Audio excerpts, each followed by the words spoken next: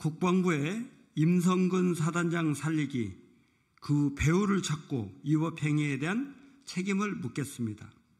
어제 국방부가 법제사법위원회 현안질의 도중에 오전 11시경 해병대 사망건 국방부 조사본부 재검토 결과를 발표했습니다. 결과는 역시나였습니다. 임성근 해병 1사단장의 업무상 과실치사 혐의는 뺀 채로 사건을 경찰로 이첩하겠다는 내용이었습니다. 임성근 해병 1사단장이 누구입니까?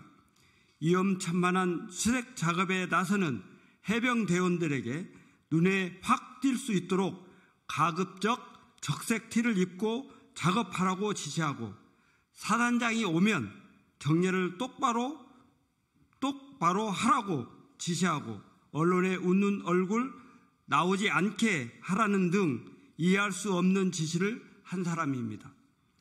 대대장과 중간 간부가 안전이 최우선이라며 과도한 수색은 어렵다, 무리 장화에 들어가면 보행할 수 없다는 의견을 냈음에도 훌륭하게 공보활동이 이루어졌다며 온통 보여지는 데만 신경이 쏠렸던 사람입니다. 그로부터 2시간 뒤 해병대원이 급류에 휩쓸려 실종되었습니다. 임성근 해병 1사단장은 이번 사망 사건의 원인을 제공한 자이고 당연히 업무상 과실치사죄로 처벌받아 마땅합니다.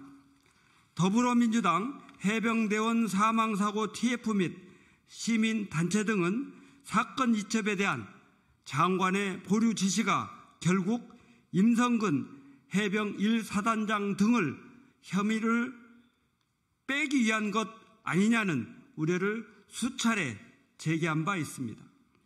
수사단장의 이첩보고서 관련 외압이나 수사자료 회수 등 모든 일이 임 사단장 등에 대한 범죄 혐의 삭제라는 답을 먼저 정해놓고 그 목적 달성을 위해 이종섭 국방부 장관이 위법 부당한 지시를 내린 것이라고 의심할 수밖에 없었습니다.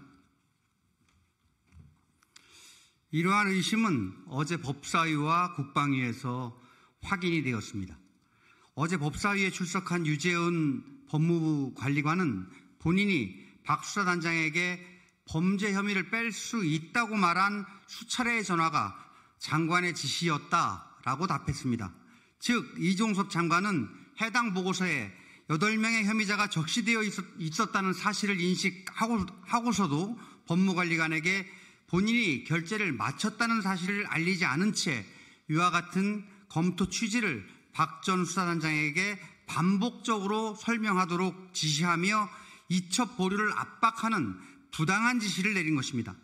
또한 어제 국방위에서 이종섭 국방부 장관은 경찰에 이첩된 자료의 회수를 본인이 국방부 검찰단에 직접 지시했다고 말했습니다.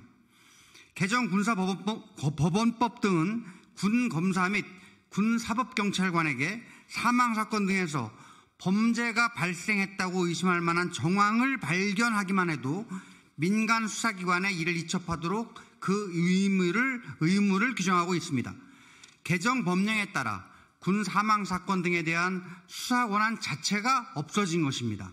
사건 입첩에 관여할 권한, 수사 기록을 수정할 권한은 더더욱 없습니다.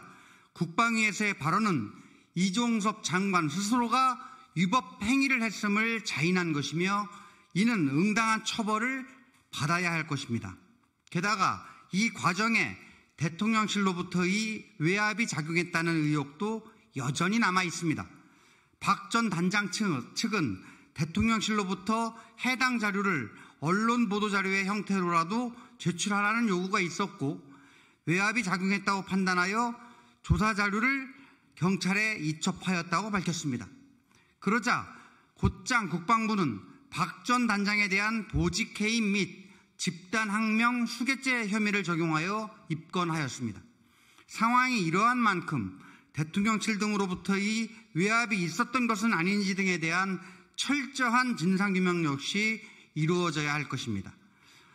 우리 더불어민주당 해병대원 사망사고 TF는 이번 사건에 대한 철저한 진상규명뿐만 아니라 위법 부당한 지시를 내린 이종섭 국방부 장관의 책임, 그리고 그 배경 역시 낱낱이 밝혀내겠습니다.